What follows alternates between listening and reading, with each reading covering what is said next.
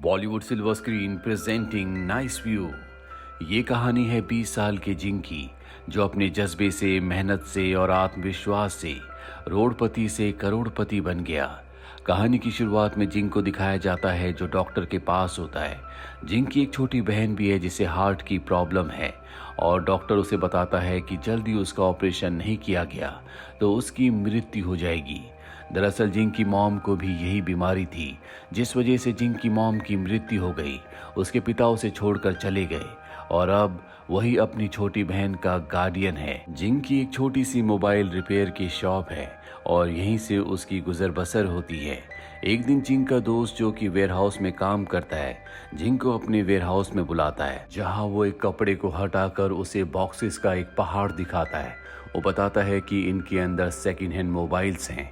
जो इस कंपनी का, इस वेयरहाउस का ओनर था, उसे जेल हो गई है, इसीलिए अब इस पर किसी का अधिकार नहीं है। अगर तुम चाहते हो कि मैं तुम्हें ये सारे के सारे मोबाइल्स दे दूं तो इसके बदले तुम्हें मुझे 1 लाख रुपए देने होंगे।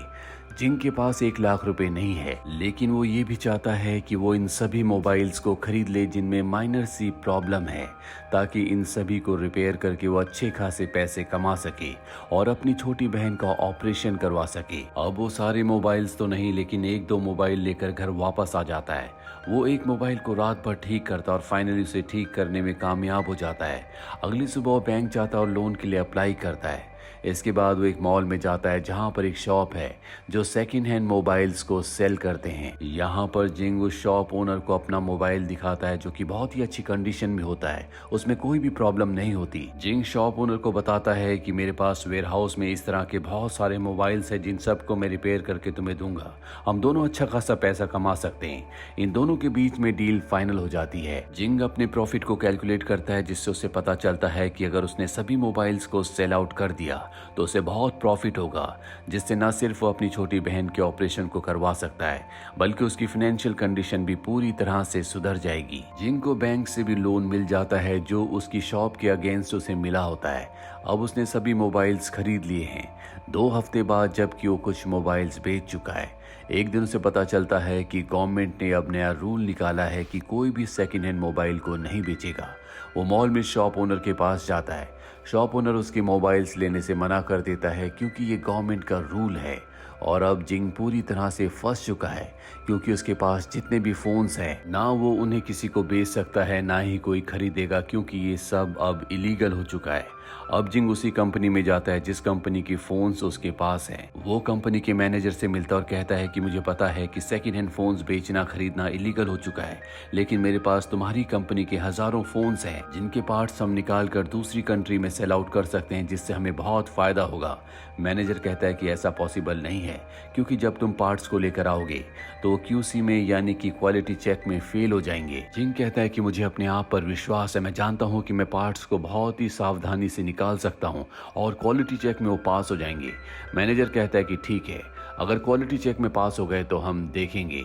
अब जिंग अपनी शॉप में आता है और वहां पर बहुत ही सावधानी से वो मोबाइल के एक एक पार्ट को निकालता है, जिसके बाद वो क्वालिटी चेक के लिए पार्ट्स को ले जाता है और जब उसे सर्टिफिकेट दिया जाता है तो उसमें साफ साफ लिखा होता है कि पार्ट्स में कोई भी प्रॉब्लम नहीं है। जिंग अब बहुत खुश हो चुका है, इसीलिए मैनेजर के पास एक बार फिर से जाता है और कहता है कि मैंने जो भी पार्ट्स निकाले थे वो क्वालिटी चेक में पास हो गए। लेकिन अब मैनेजर अपनी बात से मुकर जाता है। वो कहता है कि मैंने सिर्फ तुम्हें क्वालिटी चेक करवाने के लिए कहा था, मैंने ये नहीं कहा था कि हम तुम्हारे पार्ट्स को बेचेंगे। ये सुनने के बाद जिंग हाओ का दिल टूट जाता है, क्योंकि उसने बहुत मेहनत की थी और वैसे भी उसका सब कुछ दांव पर लगा हुआ है, क्योंकि उसे बैंक का लोन चुकाना है जो कि उसने अपनी दुकान को गिरवी रखकर बैंक से लिया है। अब जिंग इसी कंपनी के ओनर के पास जाता है। वो उनसे बात करना चाहता है, लेकिन उन्हें ट्रेन पकड़नी होती है, इसीलिए उन्हें लेट हो रहा होता है। वो जिंग से बात किए बिना वहां से चले जाते हैं। जिंग हाओ भी उनका पीछा करता और स्टेशन तक पहुंच जाता है और इससे पहले कि ट्रेन निकल जाती, जिंग हाओ भी उस ट्रेन को पकड़कर उनके सामने बैठ जाता है। वो कहता है कि मैं आपका टाइम वेस्ट नहीं करूंगा, मुझे सिर्फ आपके 5 मिनट चाहिए। मैं आपकी कंपनी की मोबाइल जो मेरे पास हजारों की मात्रा में है उनके पार्ट्स निकालूंगा जिन्हें हम इंटरनेशनल मार्केट में बेच सकते हैं। मैं पहले ही आपकी कंपनी के मोबाइल के पार्ट्स निकालकर उनका क्वालिटी चेक करवा चुका हूँ।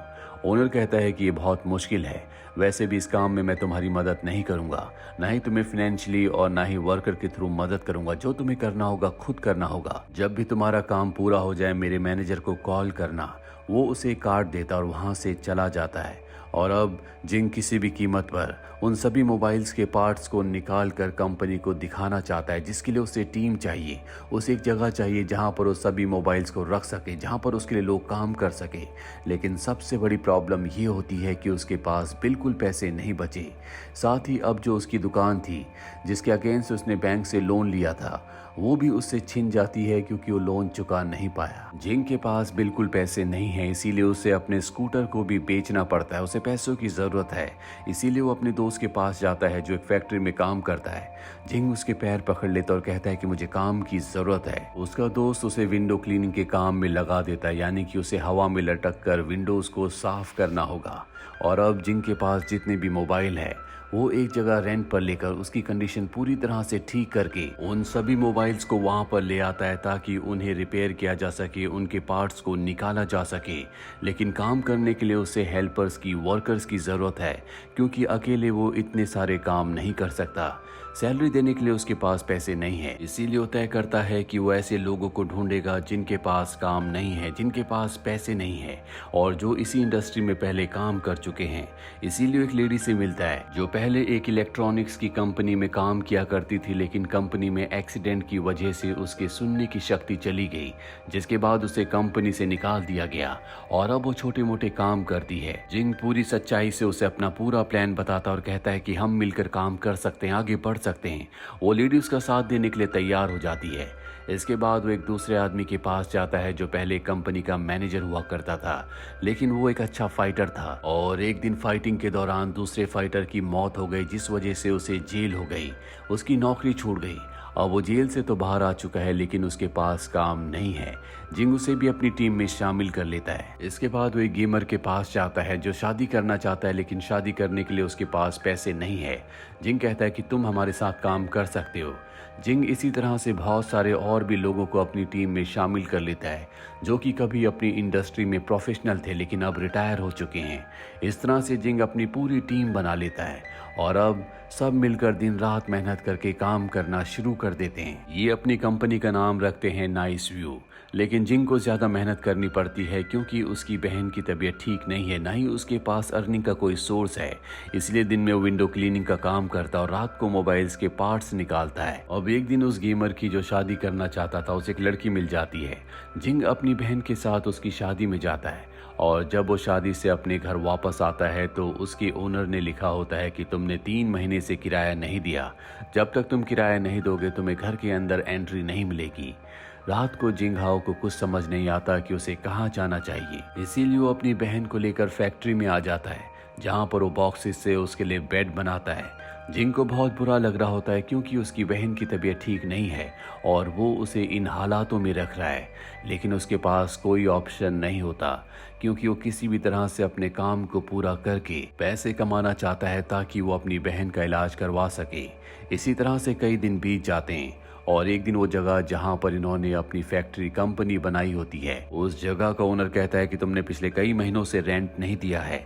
1 हफ्ते में अगर तुमने रेंट नहीं दिया तो तुम्हें इस फैक्ट्री को, इस जगह को खाली करना होगा। जिंग हाओ के सभी रास्ते बंद हो चुके हैं, इसीलिए वो उसी कंपनी के मैनेजर के पास जाता है जिस कंपनी के लिए पार्ट्स को निकाल रहे हैं और कहता है कि मुझे पैसों की जरूरत है। मैनेजर कहता है कि हम तुम्हें पैसे नहीं दे सकते, हमारे बॉस ने तुमसे यही डील की थी। जिंग हाओ एक बार फिर से हताश होकर अपने लोगों के पास आ जाता है जो उसकी कंपनी में उसके साथ काम करते हैं।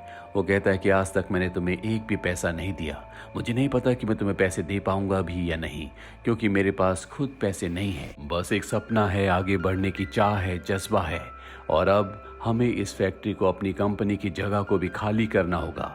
उसके साथ ही उसका साथ देते हैं और यहाँ से सारा सामान अपने अपने घर ले जाते हैं और अब सब अपने घर से ही काम करना शुरू कर देते हैं। लेकिन जिंग के पास कोई भी घर नहीं है, वो तो अपनी बहन के साथ अपनी कंपनी, अपनी फैक्ट्री में सोया करता था जो जगह अब इनसे छिन चुकी है।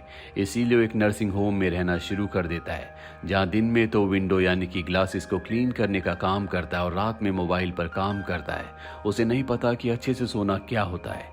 2 हफ्ते और बीत जाते हैं और इनके पास लगभग जितने भी मोबाइल थे उन सभी के अच्छे अच्छे जो स्पेयर पार्ट्स होते हैं वो निकाल लेते हैं और अब उन सभी पार्ट्स को एसएनई कंपनी में क्वालिटी चेक के लिए भेज दिया जाता है।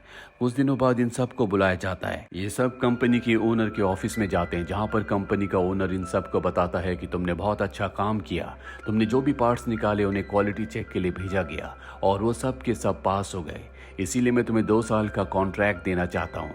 ये सुनकर जिंग और उसके जितने भी दोस्त होते हैं वो सब के सब बहुत खुश हो जाते हैं, क्योंकि जिंग के पास एक यही रास्ता था कि वो पैसे कमा सके, अपनी बहन के ऑपरेशन को करवा सके। जल्दी जिंग के पास अच्छे खासे पैसे आ जाते हैं। वो अपनी बहन का ऑपरेशन करवाता है, जिससे उसकी बहन पूरी तरह से ठीक हो जाती है। देखते ही देखते 6 साल बीत जाते हैं। 6 सालों के बाद दिखाया जाता है कि वो कंपनी जिसका नाम इन्होंने नाइस व्यू रखा था, अब वो बहुत बड़ी कंपनी बन चुकी है और जिंग उसका सीईओ है, जो कि अपने आप में एक रिकॉर्ड भी है, क्योंकि वो वर्ल्ड का सबसे यंगेस्ट सीईओ बना है।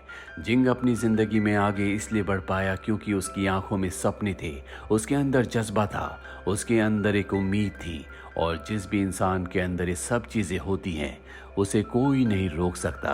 तो ये थी पूरी कहानी फिल्म नाइस व्यू की। उम्मीद करते हैं कि ये कहानी आपको पसंद आई होगी।